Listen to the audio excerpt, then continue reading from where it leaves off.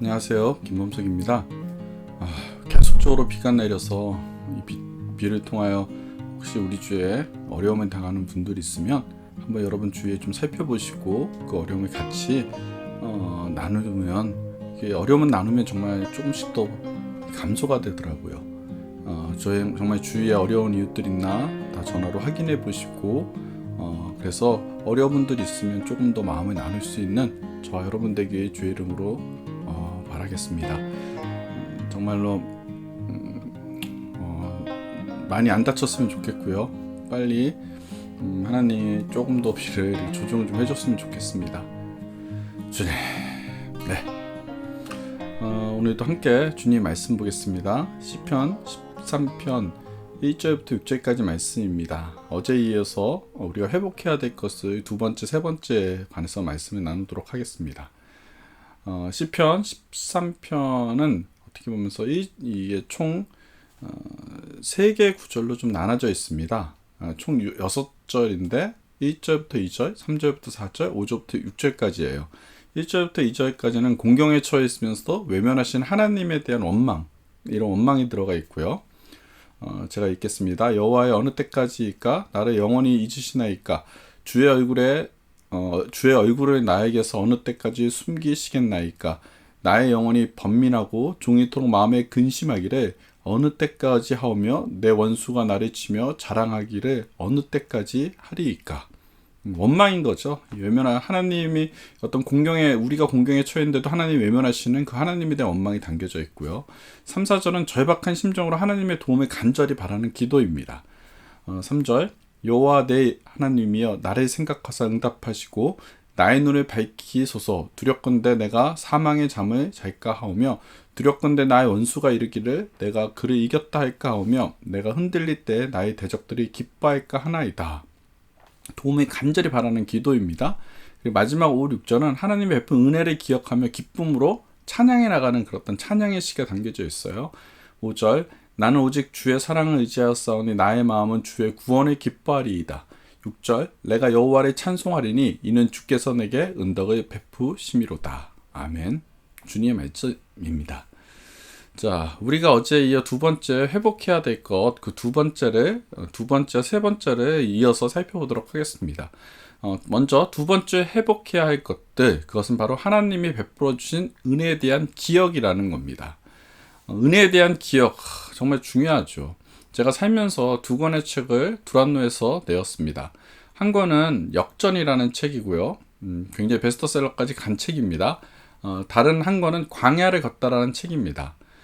저는 첫 책인 역전을 너무 좋아하고 광야를 걷다라는 책을 사실 좋아하지 않는다고 사람들에게 말하고 다닙니다. 왜냐하면 광야를 걷다라는 책을 내면서 제 인생이 광야를 벗어나지 않았기 때문이라고 웃으면서 책 이름 잘 지어야지 그 이름대로 간다고 이야기합니다. 그래서 혹자는 다른 사람들은 저에게 이제는 대형교회 목사다, 나는 대형교회 목사다, 이런 거 책 한번 내라고 그럼 그렇게 된다고 얘기하는데, 사실 대형교회 목사가 안 좋죠. 그게 굉장히 어렵고 힘든 겁니다. 책은 그렇게 내지 않을 마음이고요. 또 책 쓸 일 있겠어요? 두 권만 써도 전 그래도 저한테는 다 대단한 것 같아요. 광야를 걷다. 그런데 제가 이 광야를 걷다라는 책을 싫어하는 게 아니에요. 그건 저의 진짜 속마음이 아닙니다. 사실 저는 개인적으로 광야를 걷다라는 책을 굉장히 좋아합니다. 왜냐하면 그 광야의 삶 속에서도 하나님은 언제나 나를 만나주시고 동행하여 주신 경험과 기억들이 그 안에, 사실 이 안에 생생하게 담겨져 있고 묻어져 있기 때문에 저는 제 기억의 소중함, 하나님에 대한 은혜, 그거에 대한 감사함이 이 안에 있어서 이 책을 싫어하지 않습니다. 2년 동안 저는 개인적으로 가정의 일로 많이 힘든 시간을 보냈습니다. 아는 사람은 알 거예요. 제가 왜 힘들었는지. 어떤 때는 죽고 싶을 정도로 힘든 시간도 솔직히 있었습니다. 그런데 그때마다 저를 버티게 해준 것이 광야 속에서 늘 저와 함께 해주셨던 그 하나님에 대한 기억 때문입니다. 정말 그분은 내가 세상적으로 실패자가 된 것처럼 보이는 때가 있었죠. 집안이 망해서 친구들은 다 신학한다고 유학 가고 교수 된다고 유학을 떠났을 때 저 혼자 과외 장사를 할 때 정말 저는 너무 힘들었거든요. 사실 그때도 우리 하나님께서는 함께 해주셨습니다. 그래서 그 어둠 속에도 좋은 분을 거기서 만나게 해주셨고, 그분들을 통해 사실 제가 경영이라는 것을 배우게 되었습니다. 하나님은 은혜 아니면 살 수가 없었을 때, 하나님은 늘 은혜로 저를 그 광야 속에서 건져주셨습니다. 그런 힘들지만 감사함이 넘치는 기억이 있기 때문에 저는 2년 동안 우리 가정에 어려움을 당할 때에도 그 당시에 그 기억을 더듬어 보면서 그 어려움을 버티고 이겨낼 수가 있었다는 겁니다. 전 어려움이 찾아오면 늘 이런 생각을 해봐요. 그 옛날 그 시절처럼 뭔가 하나님의 뜻이 있겠지. 정말 어려운 일이 지금도 닥치면 뜻이 있겠지. 하나님이 선하신 뜻이 있을 거야 라고 그렇게 믿는 습관적인 버릇이 있습니다. 정말 미드바로 하나님의 임재가 있는 광야이기에 하나님의 뜻이 있겠지. 그것을 경험으로 제가 배웠고 알았기 때문에 그 받은 은혜의 기억으로 저는 현재의 어려움을 현재도 그렇게 버텨나갈 수 있다는 겁니다. 저와 여러분들이 다 경험해서 잘 알 거예요. 인생 살면서 풍랑은 반드시 만나게 되어 있습니다. 그것을 안 만나는 사람? 꿈이죠. 만나기 싫죠. 근데 안 만나는 사람은, 살아있는 사람은 한 명도 없어요. 살아있다라는 것 자체가, 죽은 사람은 그런 일이 없겠죠. 풍랑을 만납니다. 어려움을 만납니다. 고난을 만납니다. 그런데 그때 풍랑을 바라보면서 어떻게 탄식만 생기게 되면 문제가 있다라는 거죠. 그럼 풍랑을 바라보면 탄식이 생겨요, 솔직히. 풍랑을 바라보면 무너집니다. 여러분 생각해 보세요. 막 산더미 같은 파도가 눈앞에서 막 오는 거예요. 막 어두컴컴한 곳에서 막 비는 막 지금처럼 요즘 비 엄청 내리잖아요. 걱정이죠. 너무 많이 내려서 막 억수로 내리고 막 천둥 푹 치고 막 산더미 같은 파도가 쓰나미처럼 와 몰려올 때, 그것을 보면 두려워요, 안 두려워요? 두려울 겁니다. 그래서 사람은 그 두려움 때문에 무너지는 거예요. 여러분 그럴 때는 어떻게 해야 합니까? 눈을 들어 하나님 나라를 봐야 한다는 겁니다. 하나님 이렇게 해서 문제를 보면 문제만 보이잖아요. 그래서 이 문제가 보일 때 이 문제 바로 앞에 있는 문제를 바라보면 거기에 매몰돼요. 이게 산더미 같거든. 이게 몰려와봐. 아무것도 안 보여. 그럴 땐 어떻게 해야 돼요? 산더미 같은 파도가 몰려올 때 눈을 들어 보좌 위에 앉으신 하나님을 봐야 된다는 거예요. 풍랑을 바라보면요, 두려움이 무너져 버립니다. 그때는 오히려 보좌 위에 앉으신, 보이셔, 여기서 문제가 왔을 때 나 문제 안 보일 거야 탁 보면 보좌 위에 앉으신 하나님을 보는 거예요. 이 끝과 저 끝, 한 발은 땅에 한 발은 바다 위에 앉으신 그 크신 보좌 위에 우리 주 하나님 다 바라보고 있을 때, 그럼 그때 우리 그 주님께서 전지전능하시고 그 위대하신 하나님께서 나에게 행하신 일을 기억해내면, 그러면 지금에 있는 문제가 작아져 보인다는 거죠.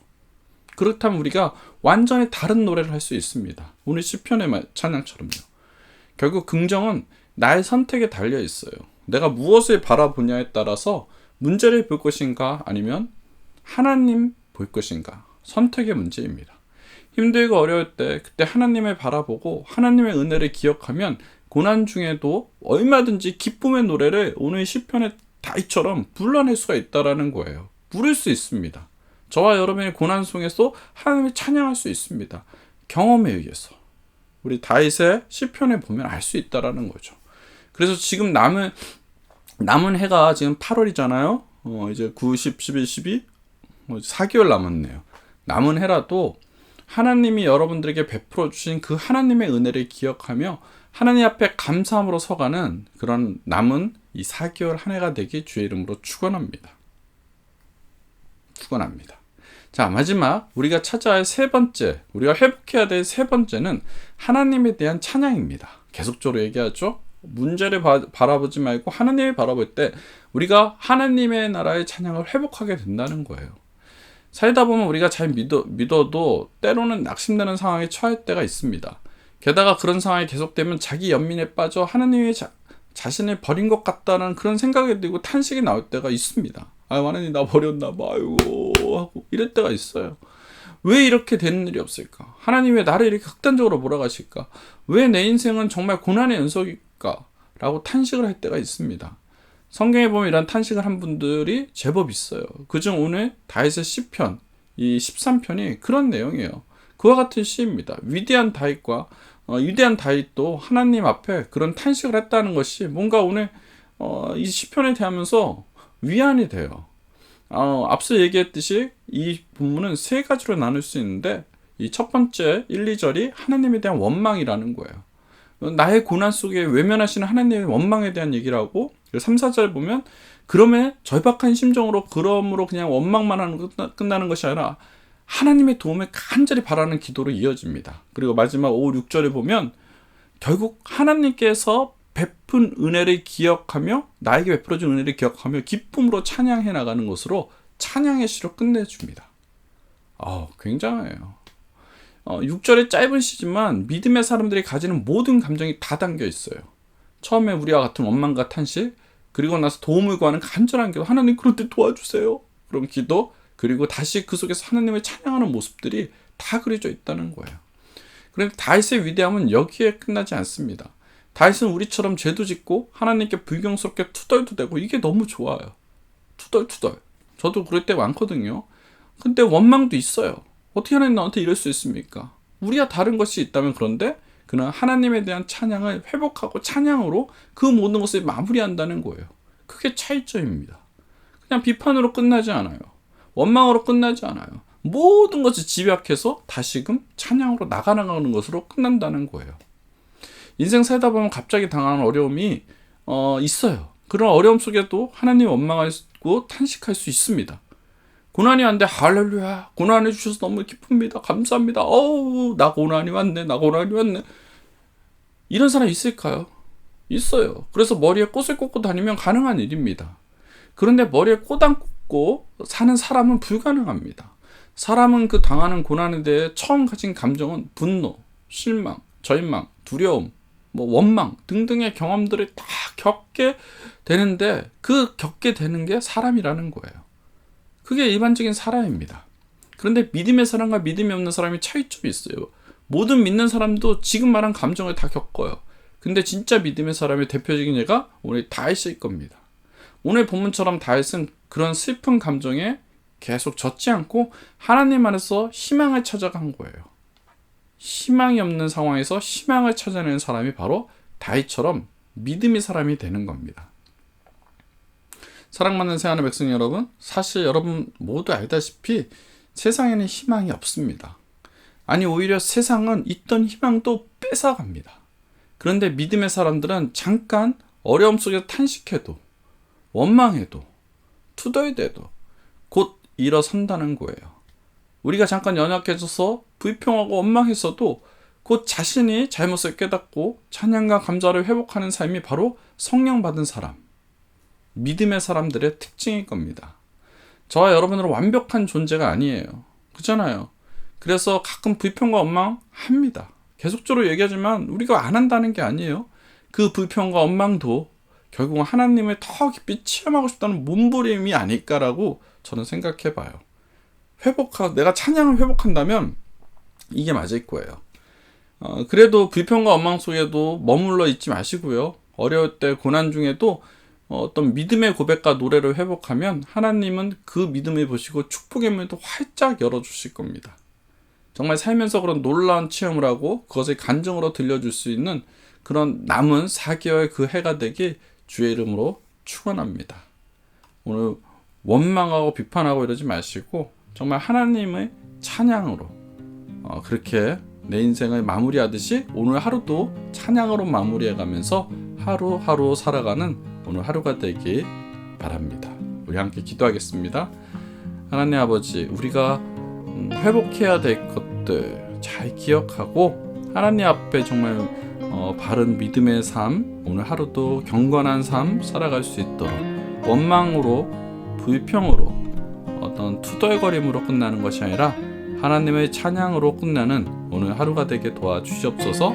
주님 감사드리며 우리 주 예수 그리스도 이름으로 기도하였사옵나이다. 아멘.